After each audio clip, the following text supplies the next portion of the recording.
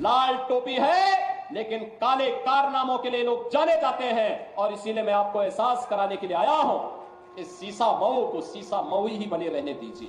दंगे भी उस दिन भड़काने का साजिश होता है जिस दिन महामहिम राष्ट्रपति जो इसी माटी के सपूत हैं, वे जब कानपुर की धरती पर आए थे, उस दिन कांग्रेस समाजवादी पार्टी का विधायक इसी सीसा मऊ को, कानपुर को दंगों की आग में झोंकने का साजिश रचता है। सुरक्षा सबको, सम्मान सबको, लेकिन गुंडागिर्दी और अराजकता फैलाने की छूट किसी को नहीं। लाल टोपी है लेकिन काले कारनामों के लिए लोग जाने जाते हैं, और इसीलिए मैं आपको एहसास कराने के लिए आया हूं। इस सीसा मऊ को सीसा मऊ ही बने रहने दीजिए।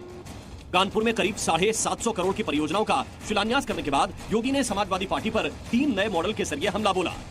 आपने भी इसके चरित्र को देखा है अयोध्या के अंदर, कैसे समाजवादी पार्टी का एक नेता वहां पर एक निषाद बेटी के इज्जत के साथ खिलवाड़ करता है, और समाजवादी पार्टी के मुखिया बेशरमी के साथ उस बेशरम के खिलाफ कार्रवाई करने की बजाय उसका समर्थन करते हुए दिखाई दे रहे थे। आपने इनका दूसरा दृश्य लखनऊ में देखा, एक बेटी अपने पिता के साथ मोटरसाइकिल से चल रही है, अचानक बरसात होती है, पानी भरता है, और इनके गुंडे सड़क पर किस तरीके से उस बेटी को गिराने का कार्य करते हैं। और तभी मैंने कहा था, जब इनके एक नेता ने सदन में कहा कि सद्भावना ट्रेन चलानी चाहिए, हमने कहा सद्भावना ट्रेन इनके लिए नहीं, इनके लिए बुलेट ट्रेन चलेगी, बुलेट ट्रेन। कन्नौज में देखिए, ये नवाब ब्रांड कांग्रेस इसी समाजवादी पार्टी की पहचान है, ये समाजवादी पार्टी की पहचान है।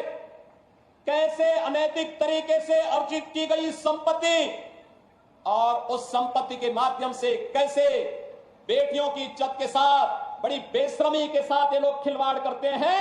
ये तीसरा दृश्य आपने कन्नौज का देखा है, कैसे दंगे भड़काए जाते हैं। दंगे भी उस दिन भड़काने का साजिश होता है जिस दिन महामहिम राष्ट्रपति जो इसी माटी के सपूत हैं, वे जब कानपुर की धरती पर आए थे, उस दिन कांग्रेस समाजवादी पार्टी का विधायक इसी सीसा मऊ को, कानपुर को दंगों की आग में झोंकने का साजिश रचता है।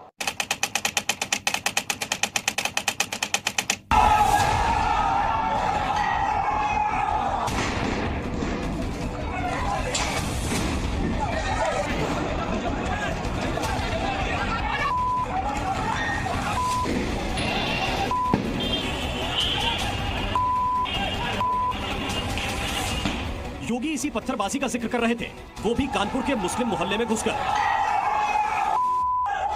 योगी इसी हिंसा के बारे में बात कर रहे थे, वो भी कानपुर के मुस्लिम बहुल इलाके में आकर।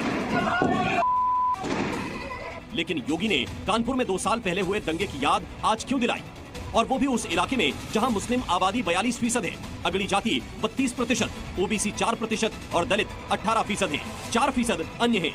ये जगह है सीसा मऊ, जो एक विधानसभा क्षेत्र है, और यहाँ उपचुनाव होने वाला है। इसी सीसा मऊ से योगी ने पत्थरबाजों और दंगेबाजों को चेतावनी दी।